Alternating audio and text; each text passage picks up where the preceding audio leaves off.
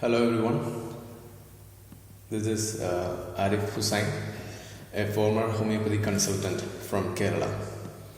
So today I thought of giving you a few updates on COVID plus homeopathy. So today we are focusing mainly on 5 points, so I shall just mention that at first. First one is regarding the Arsenic Album failure. Okay, so we know what Arsal is and we have seen that it's a failure. So let's discuss a little about that. Then we have the second one, the Bajajshangri La Failure. That's the second one. Then the third one is the Light a Lamp campaign. Then the fourth one is a message to Dr. Manoj from Hyderabad. He's a Malayali doctor and he's practicing there, and a short message to him. Then the fifth point is a short news from Hungary. It's a bad news for homeopathic community. So these are the 5 points which we are trying to do this in this video. Okay, so let's get into it without much delay. So now we know that Arsal 30C, what it is, how is it used, where is it used, and all those aspects which we were discussing all over the country since last few months, a couple of months.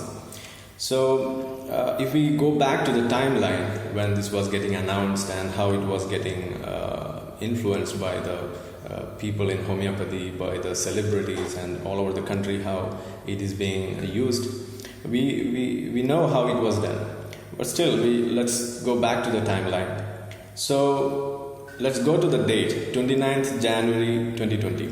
So that was the day when the Central Council for Research in Homeopathy, they announced the prophylactic for coronavirus disease. At that time it was known in that name. Later on it was modified into COVID-19. So the medicine, this prophylactic medicine, Arsenic Album, was announced on that day. It was done by the Ayush Ministry and CCRH together. Then we must note the fact that the first COVID case in India that was reported on 30th January 2020. That is, even before a single case was reported in our country, this prophylactic was announced and it was getting popularized. And the most funniest part is that this new case that was reported in our country, that was from Kerala. Then we saw a little confusion and some commotion regarding whether it should be used as a prophylactic or should be used as a immune booster. So that was the confusion going on. And later on, the CCRH, the Central Council for Research in Homeopathy, they came to a conclusion that Arsenic Album 30C is no more a prophylactic; it's rather a immune booster. So the label was changed. So I don't know whether the medicine knew about this change or the coronavirus knew about this change. Anyway, the label was changed. The medicine was the same. So you must imagine if we are announcing a medicine or a vaccine first as a prophylactic and later on we are naming it as an immune booster. Is that a simple change or is that a simple issue? I don't think so. Anyway, that was the thing that was done at the first instance of getting it announced. And later on, it was widely used. Even in our state, it was widely used. It was getting distributed all over the country. Even some other medicines too were used. Some medicines were even getting sprayed onto the streets, onto the hospital premises, and all over the country, especially in northern states, that was happening. And one medicine known for that was sepia.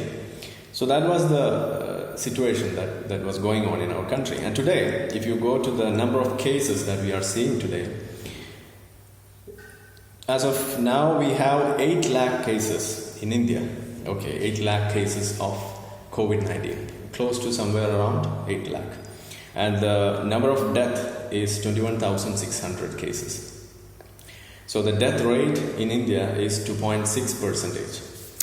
And if you come to Maharashtra, the leading state which has the most number of cases, the number of cases there is 2,25,000 cases in a single state, and the death rate there is 4.2%, much higher than the Indian death rate. Then we have the Kerala data. Here the total number of cases is 6,534 as of today, and the death rate is 0.3%. So when we compare these three numbers, we can see that in Maharashtra we have more than 50 homeopathic medical colleges. More than 50, I don't know the exact number, but it's close to 55 or 57. I don't remember the exact number, but it's more than 50. So just imagine the amount of human resource available there to just implement this Arsenic 30 distribution and the data collection and all such activities. So if you look at the data from Maharashtra, we can come to the conclusion that it was not working there. Arsenic is a failure there. If you look at the all India data, it's also well evident that it's a failure in an all India picture. And if you come to Kerala, that's the only place where you can claim that Arsenic could have worked in a state in India. That's just Kerala. But if you look at the data here, only one district in Kerala, that is Pathanamthitta district. That's the only district in India, in Kerala, which is not seeing any community spread or that level of cases in Kerala. So the funniest part is that now the homeopaths here, they have started claiming that Arsenic is working in Pathanamthitta. So to them, what I have to say is just one aspect, that is Pathanamthitta district is the one among the least densely populated district in Kerala. That is close to around 450. So if you go to Trivandrum or to some other states, it's about 1,000. So Pathanamthitta is one of the least densely populated district, and also it's a landlocked district, and it's not directly connected to other states in India, that is Tamil Nadu. So there's no direct connectivity with accessibility with Tamil Nadu. So today the Minister for Health in Kerala, she had told that the new place which we are talking about, that is Pundura in Trivandrum, the number of cases were seen rising there, and that the main reason for that was due to the migrant workers coming and going from that place. So the one among the criteria for such a widespread coronavirus infection is the movement of population and the population density. So in this case, in Kerala, we can see that Arsenic is not working. What is working here is the social containment, the epidemiological strategies which we are employing here, which we have implemented here. That's what's going on here. So as a conclusion to this point, this first point regarding the failure of Arsenic is this. The announcement of Arsenic 30 was a thoughtless announcement. It was a bad idea, first of all. And the second, that is, the present data shows that it's an utter failure. It has not worked anywhere in the country. And the third point is that this shows the whole thing, that they're getting it announced and getting it properly, not properly distributing it. There's no data to back up its efficacy. The whole thing shows that the Ayush Ministry and the CCRH, it is totally incompetent to deal with such a dreaded disease or a global emergency, a pandemic like COVID-19. So in the future, let's not bring all these guys into the play and spoil the game. So that's the first thing. Now, moving to the second point, that is the Bajajshangri La Failure. So this again is from the state of Maharashtra. So after this pandemic that was getting announced, pandemic was getting announced by the WHO, and people were looking for the medicines, preventives, prophylactics and immune boosters. One guy from Maharashtra, that is the Rajiv the owner of the Bajaj company, he came forward. He was a lover of homeopathy, and he was supported by one among the gurus in homeopathy, that is Dr. Bajajshangri. So both of them tried to popularize or proselytize homeopathy, and they were claiming that just herd immunity and homeopathy, only these two things are required. There is no need of social distancing or those kind of lockdown or any those kind of measures. So they were claiming that only herd immunity and homeopathy, or a strong immunity, that is required to combat this pandemic. That was their claim. And now the picture is this. In their Aurangabad plant, there are around 300 cases there and close to 8 deaths happening in their plant alone in Aurangabad. And the death rate there is 2.6%. So now just imagine what's going on there. They were claiming that homeopathy was very effective, and they were claiming that it's more than enough to manage their workers, and they were so confident about it. And that's what something else that which I have to tell you. They were not using the Arsal 30. They were using a new medicine called Camphor Vanam. That's another medicine. So they were using this medicine. So since Arsal was an immune booster, they came up with a new idea, that is Camphor Vanam, which is a prophylactic. So they were claiming that is going to prevent coronavirus. That's what they were claiming. And now what happened was, this whole thing is a failure. Now people are starting to die there. The number of cases are increasing, and now they are facing a situation where their plant is going to be closed for a while. So that's the situation there. So now the final verdict, when comparing both this Bajajshangri issue and the Arsal issue, two things could be learned from this. On a larger canvas, Arsal getting used as an immune booster on a national level, that was a failure. And on a smaller canvas, this Camphor Vanam, which could have been well utilized as a situation to prove homeopathy, they miserably failed in it. Now again, that's getting noted, and more people are getting affected, and people are dying there. So these two failures simply point out a single thing, that is homeopathy is ineffective in either of these conditions. So as a prophylactic or as an immune booster, homeopathy is a failure. So, and this is just another reason to say that homeopathy is just plain water. Now moving on to the third point, that is the Light a Lamp campaign. And it's being done by Homeopathy Lovers Forum. It's a national body, I think, and their aim is to enlighten our leaders and rulers to support homeopathy for treatment and prevention of COVID-19. That's their motto written in that poster itself.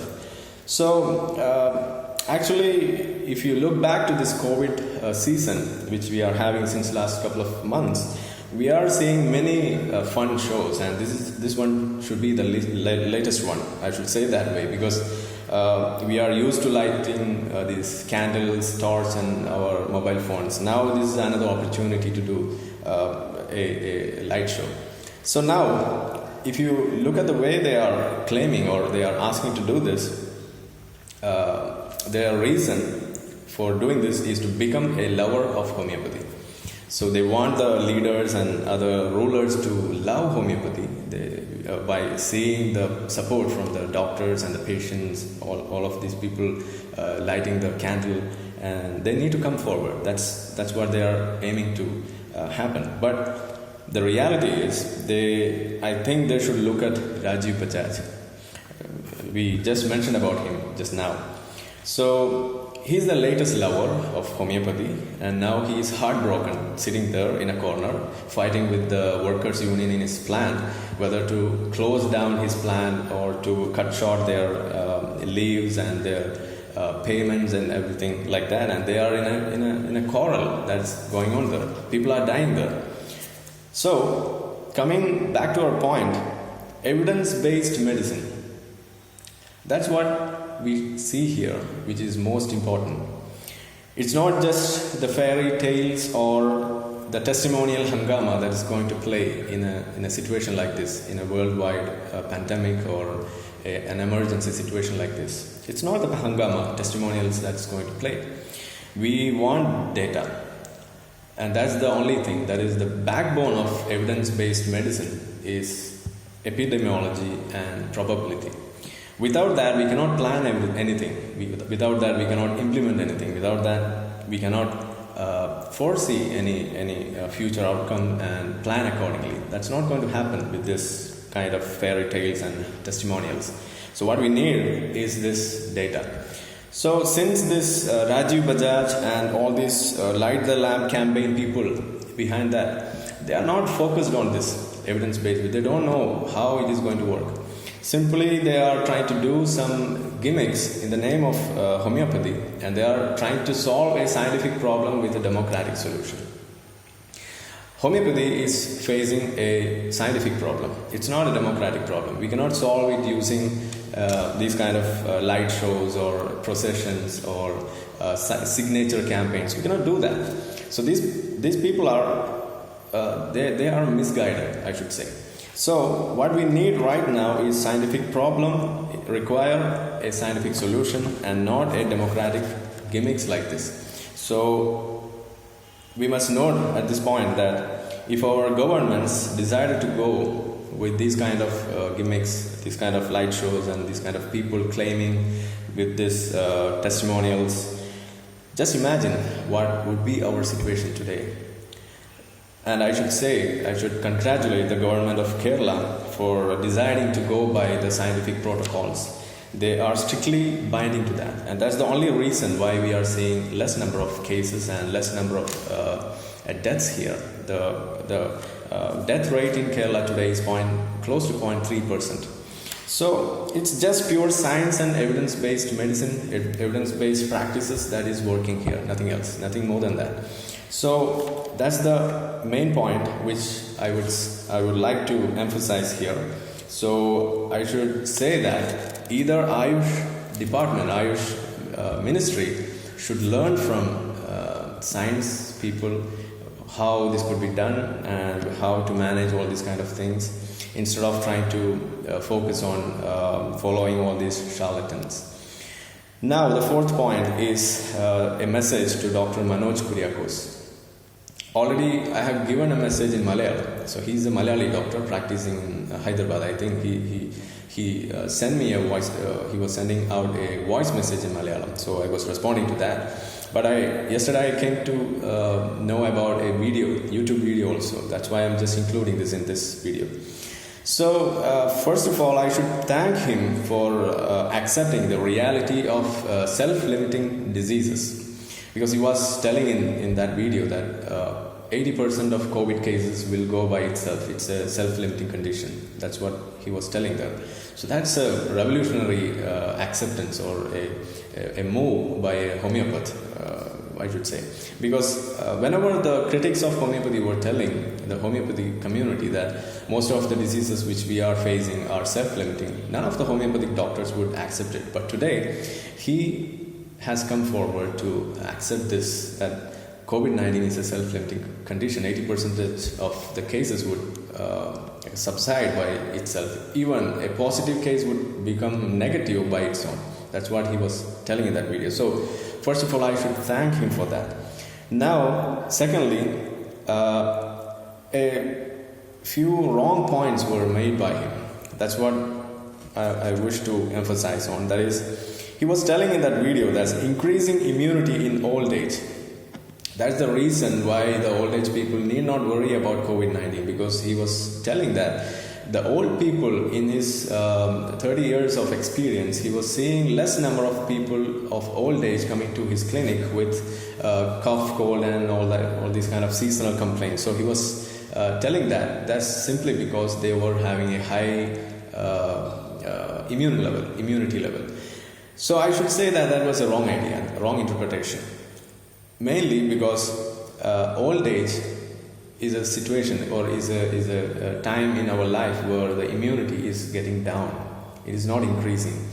It is getting down or it is getting depleted mainly because of the reduction in the resources required for an optimal immune level.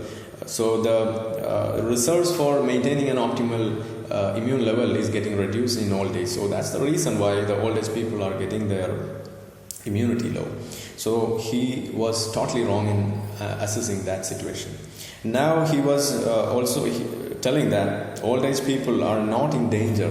So if somebody says that, or if he was telling that in the media, we are saying that people are asked to sit at home. The oldies are asked to sit at home because they need to be careful. They should be confined to their home, self-quarantined, and all such things. So he was telling that that's not at all required. It's a wrong idea, he was telling. So I should say him that I'm telling him that if you look at the data from Kerala is the number one state in India with the highest number of old age, the percentage of people with old age. That is almost 12% of Kerala population are above 60. So if his idea is getting implemented, or if it was followed by the oldies in our state, just imagine the amount of trouble which we will be in. So we know the move taken by the Kerala government, that is reverse quarantine. That was taken, the first state to be taken, state to take that measure to contain this the problem was Kerala, and it is mainly done to confine the oldies who are above 60 and who are having some other conditions, comorbidities. So this is called reverse quarantine, and that's the situation which we are into. And he was telling that that's not required. So, and then finally he was telling that all these things as a immunity will take care of everything. That's what he was claiming, and we have seen how immunity worked in the Bajaj plant and how ourselves increased our immunity. We have seen already. So herd immunity is not going to play in a country like India. So that's a bad idea. I should say that way. So now the final message to Dr. Manoj is that please don't disseminate these kind of false information.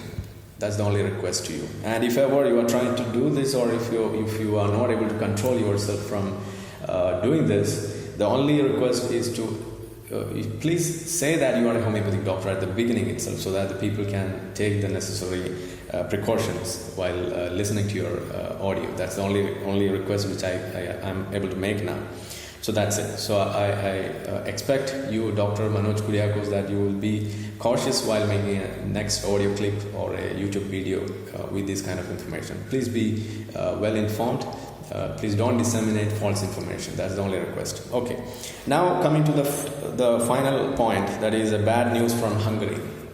When I was studying BHMS in my college by 2009, what my teachers used to tell me was that homeopathy is flourishing in the West, especially in the European countries. So that was the rhetoric which was so common in our college. All over the country, it was the same thing told everywhere. Even in the seminars and in all the symposiums which we organize every month or the other, this was the main rhetoric which we used. We used to invite some Westerners to our country, and they will be saying that okay, everything is fine in their country.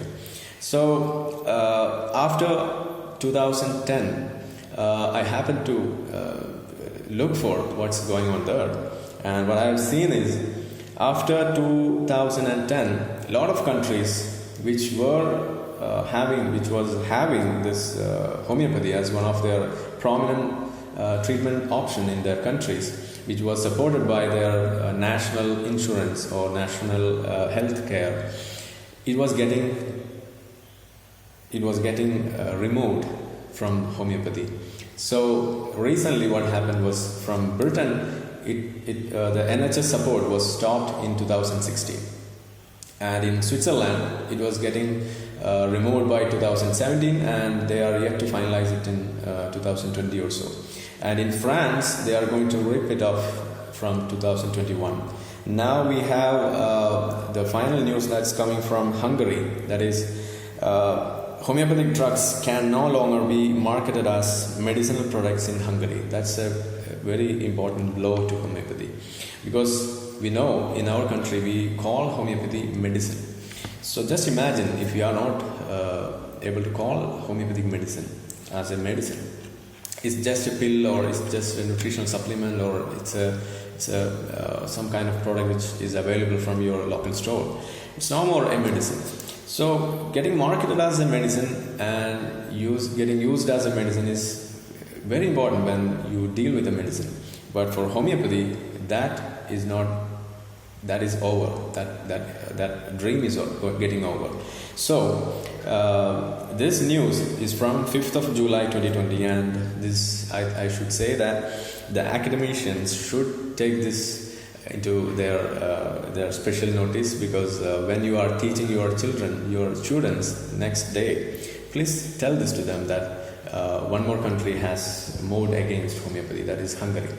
So let's stop this rhetoric that homeopathy is flourishing in the West. And the most funniest part is that if you go to the European country or to the West and you are listening to the people talking there, what you will hear will be this, that is, you should look into Kerala, or you should look into India, where homeopathy is flourishing there. So we must bring homeopathy in our country just like homeopathy is in India. That's what they are telling.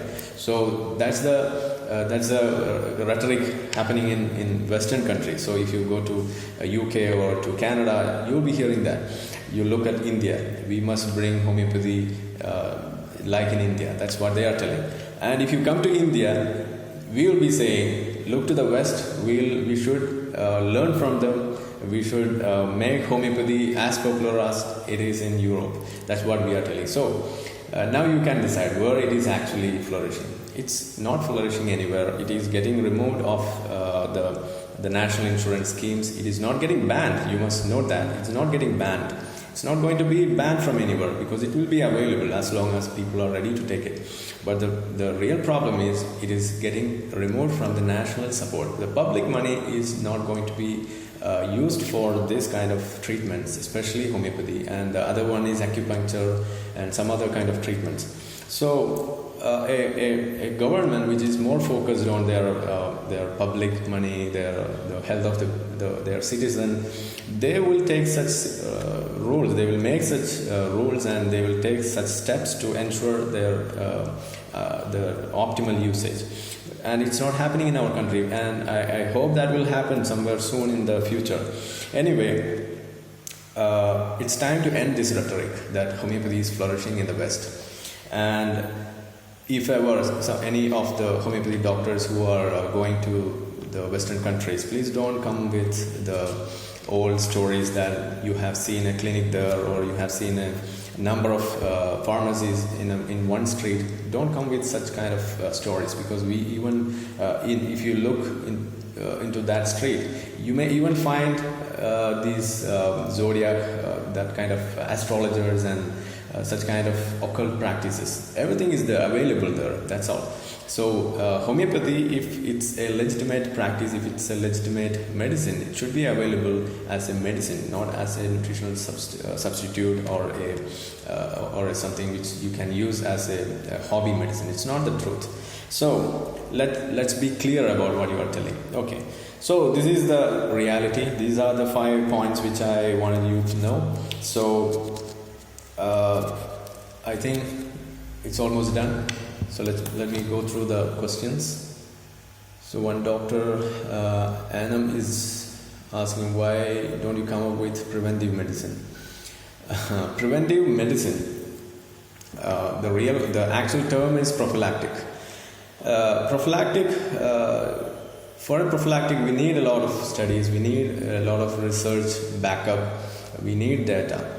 Without that, we cannot come up with any random medicine and claim. With just claiming that it is a prophylactic, we cannot make it a prophylactic. We need data. Without that, we cannot do anything. So unfortunately, we are trying for a prophylactic in the form of a vaccine. That's what is going on right now. So in the next couple of months, we are expecting that to come out. So that's how we work for a preventive. I'm not boasting about Kerala.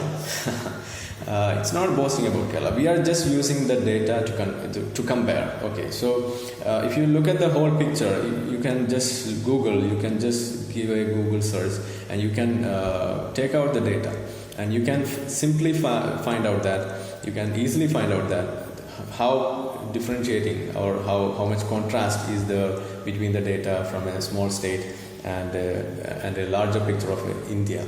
Because in our country, the first case that was coming from Kerala. But you must, if you go to the data now, even today the number of cases is 6,000. It's below 10,000. Maybe it can come near to maybe 1 lakh. But at that time, what would be the total number of the whole country? That's what we need to look about. So it's not about boasting. It's not about bragging about Kerala. We are comparing the data, and unfortunately, even I have that feeling when I say something. I am boasting about Kerala. It's not about that. But unfortunately, if we don't have any other data to compare. So if another state, maybe if it was Karnataka, I would have used the same data. But unfortunately, we don't have that. That's the only problem. It's not about boasting.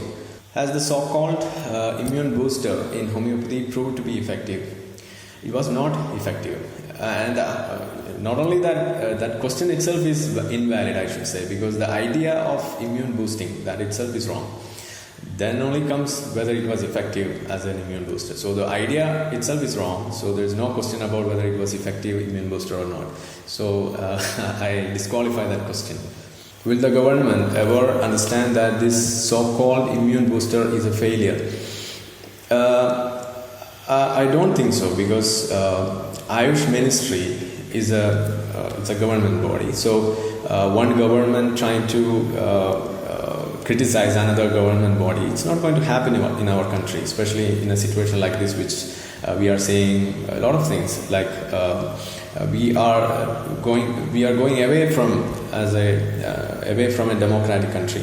We are becoming more of a authoritarian country like that. So in that situation, it's very difficult that we can expect such a move, criticizing one ministry by another ministry. That's not going to happen. But we can speak with data. We can prove that it was not working. So when the next epidemic comes, let's not happen, but let's hope that won't happen. But in that situation, they can take a little more learned opinion, learned approach regarding how to manage this. In that case, even today we know, since we were facing Nipah virus infection, this time at the beginning itself, the minister was telling that okay, we are not going towards Ayush medicines. Again, that's from Kerala. It's not boasting. So that's what going on here. The minister came up with this proclamation in the beginning itself. So that's what happening here. So we cannot say that anyway this ministry is going to realize or it's going to criticize the Ayush ministry. That's not going to happen. Okay, so the questions are over. So I think it's done. And thanks to all my friends here for watching, for spending time with me. And I wish everyone a very safe situation in your homes, because we are facing another wave of COVID-19 infection. The rates are going higher. So we need to be careful, because the only medicine right now we have is the social distancing measures, the epidemiological measures. So let's be careful. So let's stay safe, stay healthy, and let's break the chain together. Okay, thank you so much. Neuronz English is your one-stop free thinking channel. Subscribe now and get instant alerts on videos from esSENSE Global.